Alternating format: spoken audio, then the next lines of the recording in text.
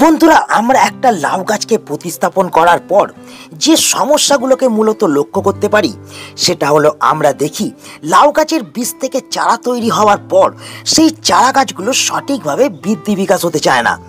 আবার দেখি যে আমাদের গাছগুলো বৃদ্ধি বিকাশ হলেও গাছের মধ্যে স্ত্রী ফুল আসতে চায় না। গাছের পাতা হলুদ হয়ে গাছ থেকে ঝরে পড়তে আরম্ভ করে।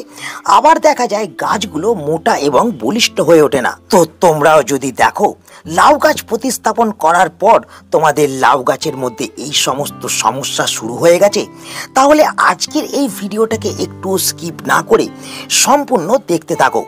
কারণ আজ আমি এই ভিডিওতে তোমাদের বলবো কোন এমন একটি সার যা লাউ গাছ প্রতিস্থাপন করার পর থেকে লাউ গাছের মধ্যে প্রয়োগ করলে লাউ গাছ যেমন দ্রুত হারে ডালপালা এবং পাতা বৃদ্ধি করবে, তেমন কিন্তু মাত্র 60 দিনের ভেতরেই তোমাদের লাউ গাছের মধ্যে প্রচুর পরিমাণে স্ত্রী ফুল এবং লাউ ধরতে আরম্ভ করবে। গাছের পাতা হলুদ হওয়া বন্ধ হবে, স্ত্রী ফুল ও লাউ ঝরে পড়া বন্ধ হবে।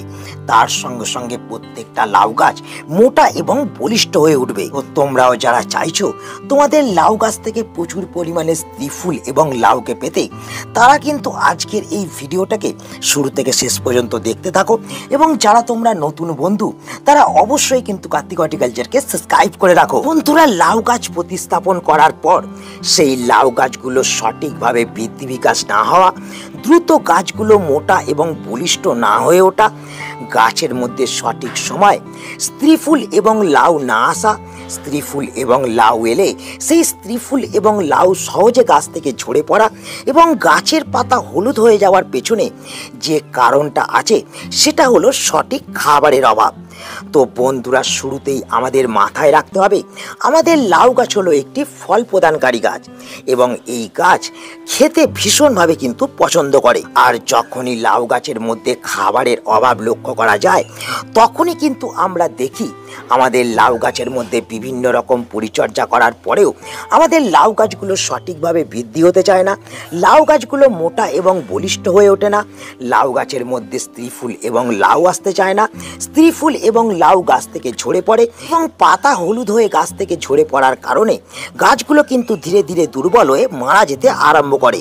তাই আমরা যদি চাই আমাদের প্রতিস্থাপন করা লাউ গাছগুলো থেকে মাত্র 60 দিনে প্রচুর পরিমাণে স্ত্রী ফুল এবং লাউকে পেতে, গাছগুলোকে মোটা এবং বলিষ্ঠ করে তুলতে এবং গাছের পাতাকে সবসময় সবুজ চকচকে রাখতে, তাহলে কিন্তু আমাদের প্রথম যে কাজটাকে করতে হবে সেটা হলো বন্ধুরা, আমাদের কিন্তু শুরুতেই লাউ গাছের মাটিকে আমাদের কিন্তু অল্প বিস্তর খুঁজে নিতে হবে। তো এই মাটিকে খুঁজে নেওয়ার পর তোমাদের যে 2 নম্বর কাজটাকে করতে হবে সেটা হলো খাবারকে প্রয়োগ করতে হবে। তো যখন তোমরা দেখবে লাউ গাছের মধ্যে এই রকম ছোট ছোট পাতা বৃদ্ধি হতে আরম্ভ করেছে, তখনই কিন্তু তোমরা প্রথম থেকে খাবারকে প্রয়োগ করবে।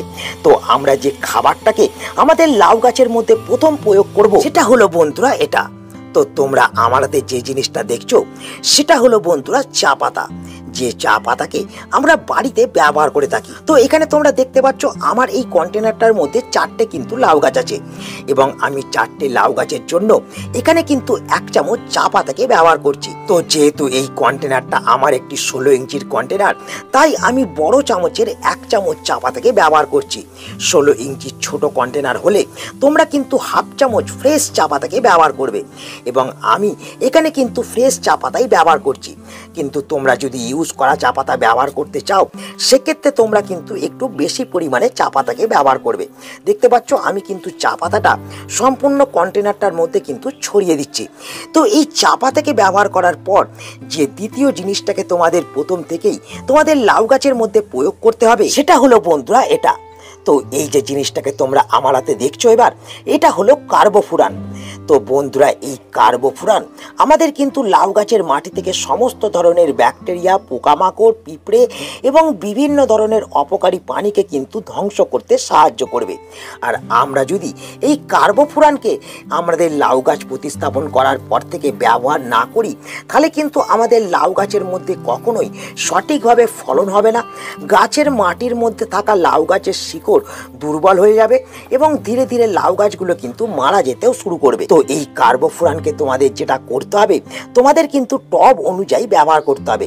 তোমরা দেখতে পাচ্ছ আমার এই 16 ইঞ্চি কন্টেনারের মধ্যে আমি কিন্তু 2 চামচ, মানে বড় এই যে চামচটা দেখছো এই চামচের কিন্তু 1 চামচ ব্যবহার করছি। তোমরা 4 চামচ ইউজ করলে তোমরা 2 চামচ ব্যবহার করবে, এবং 16 ইঞ্চির থেকে ছোট কন্টেনার হলে তোমরা কিন্তু 4 চামচের 1 চামচ এই কার্বোফুরান বা ফুরারানকে কিন্তু তোমরা ব্যবহার করে দেবে। দেখতে পাচ্ছ আমি কিন্তু ব্যবহার করে দিয়েছি। এরপর যে 3 নম্বর আমাদের খাবারটাকে লাউ গাছের জন্য ব্যবহার করতে হবে, সেটা হলো বন্ধুরা এই ডিএপি। দেখতে পাচ্ছ আমি কিন্তু এখানে হাফ চামচ ডিএপি নিয়েছি। এই 16 ইঞ্চি কন্টেনারের জন্য আমি কিন্তু হাফ চামচ এই ডিএপির দানাকে কিন্তু ব্যবহার করব। তোমাদের কাছে যদি টব থাকে তাহলে টব অনুযায়ী কিন্তু ডিএপির দানাকে তোমরা ব্যবহার করবে। এবং এই ডিএপি বা 3 নম্বর খাবারটাকে প্রয়োগ করার পর যে 4 নম্বর খাবারটাকে আমাদের প্রয়োগ করতে হবে, সেটা হলো বন্ধুরা এই লাল পটাশ। তো আমরা সকলেই জানি এই লাল পটাশ আমাদের গাছের কোন কোন কাজে লাগে। তো বন্ধুরা আমরা অনেকে দেখি যে আমাদের লাউ গাছ দ্রুত হারে অনেক সময় বৃদ্ধি বিকাশ হয়, কিন্তু গাছের মধ্যে সঠিক সময় ফুল এবং ফল আসতে চায় না। তার কারণ এই পটাশের প্রয়োগ না করা। তো আমরা যদি আমাদের লাউ গাছ ছোট থাকাকালীন অবস্থা থেকে এই পটাশকে খাবারের সঙ্গে আমরা ব্যবহার করতে পারি, তাহলে কিন্তু আমরা খুব সহজেই লাউ গাছের মধ্যে ফুল ফল আনতে পারবো, এবং তার সঙ্গে সঙ্গে আমাদের লাউ গাছ মোটা এবং বলিষ্ঠ হয়ে উঠবে। দেখতে পাচ্ছ আমি এখানে কিন্তু 4 চামচ পটাশকে ব্যবহার করলাম আমার 16 ইঞ্চির কন্টেনারের জন্য। তো এক্ষেত্রে তোমরা কিন্তু যেটা করবে, তোমরা কিন্তু 4 চামচ ইউজ করলে 4 চামচ 16 ইঞ্চি কন্টেনারের জন্য ব্যবহার করবে। তার থেকে ছোট কন্টেনার হলে তাহলে কিন্তু তোমরা পটাশের মাত্রাটা একটু কমিয়ে ব্যবহার করবে। দেখতে পাচ্ছ আমি পটাশটাকে ব্যবহার করে দিলাম।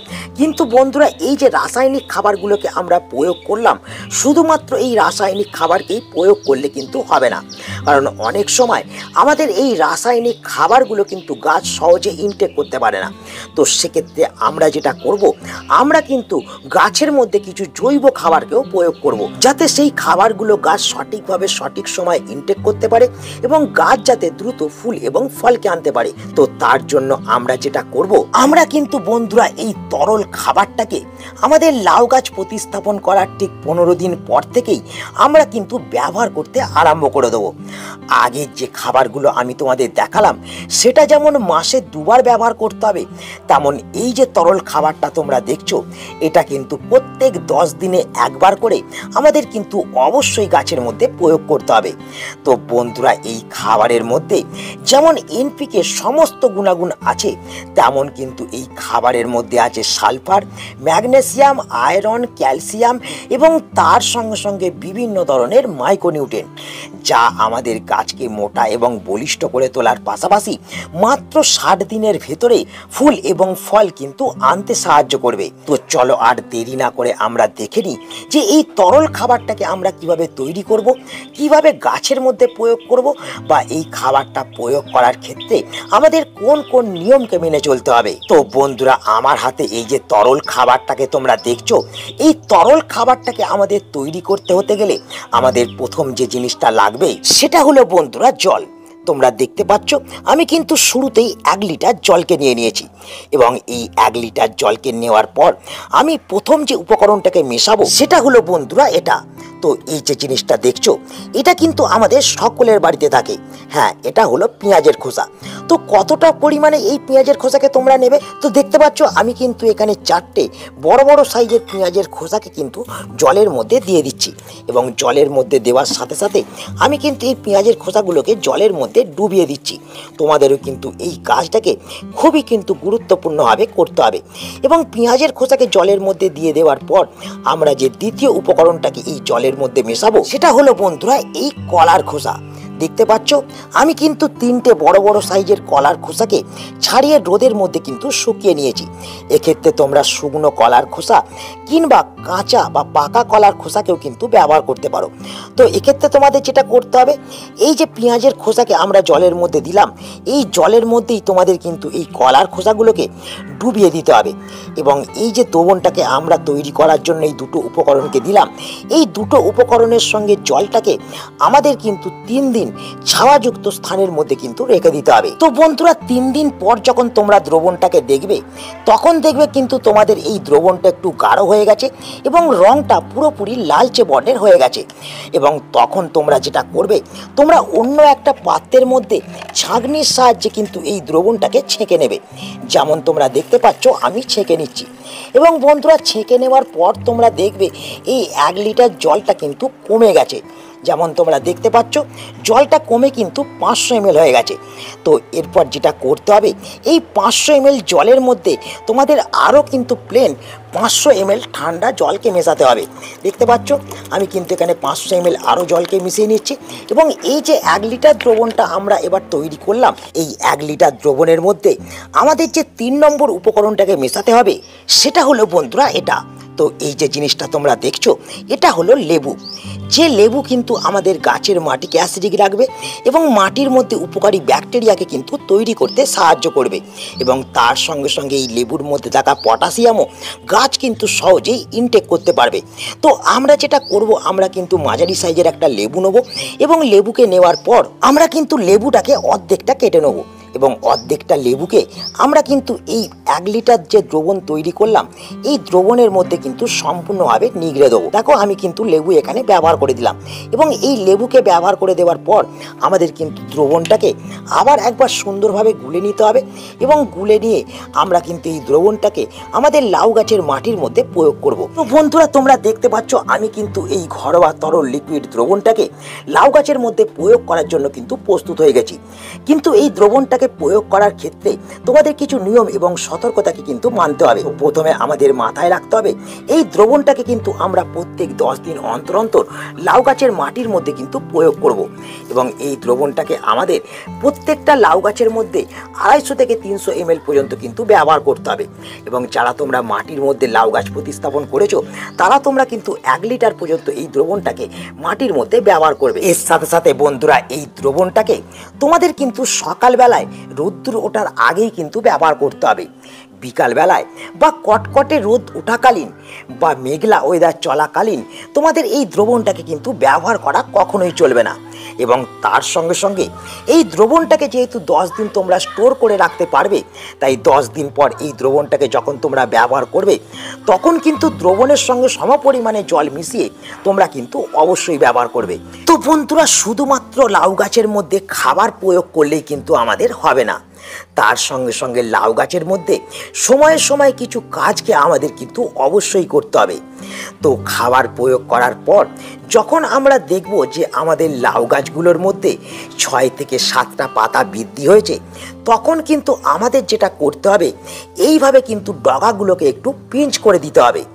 এক্ষেত্রে যেটা হবে, ডগাগুলোকে পিঞ্চ করলে আবার কিন্তু সেই কাটা অংশ থেকে নতুন ডালপালা এবং পাতা আসতে শুরু করবে এবং সেই ডালপালা থেকেই তোমরা কিন্তু প্রচুর পরিমাণে স্ত্রী ফুল এবং লাউকে কিন্তু পেতে পারবে। বন্ধুরা লাউ গাছের ডগাকে পিঞ্চিং করার সাথে সাথে যে 4 নম্বর এবং গুরুত্বপূর্ণ কাজটাকেও করতে হবে, সেটা হলো আমরা যখন দেখব যে লাউ গাছগুলো আমাদের বৃদ্ধি হতে আরম্ভ হয়েছে তখন কিন্তু লাউ গাছের এই গোড়ার দিকের পাতাগুলোকে আমাদের কিন্তু কেটে ফেলতে হবে। আমরা যদি আমাদের লাউ গাছের নিচের দিকের পাতাগুলোকে কেটে পরিষ্কার করে দিতে পারি তাহলে যেমন লাউ গাছের মাটির মধ্যে সঠিকভাবে আলো বাতাস চলাচল করতে পারবে, গাছের মাটির মধ্যে যেমন ফাঙ্গাস ব্যাকটেরিয়া সৃষ্টি হবে না, তেমন কিন্তু আমাদের গাছের মধ্যে যে এনার্জি সৃষ্টি হবে সেই এনার্জি কিন্তু গাছ ফুল এবং ফল আনতেই কিন্তু খরচ করবে। তাই আমাদের খাবার প্রয়োগ করার পাশাপাশি আমাদের কিন্তু এই কাজগুলোকেও সময় সময় কিন্তু লাউ গাছের মধ্যে করতে হবে।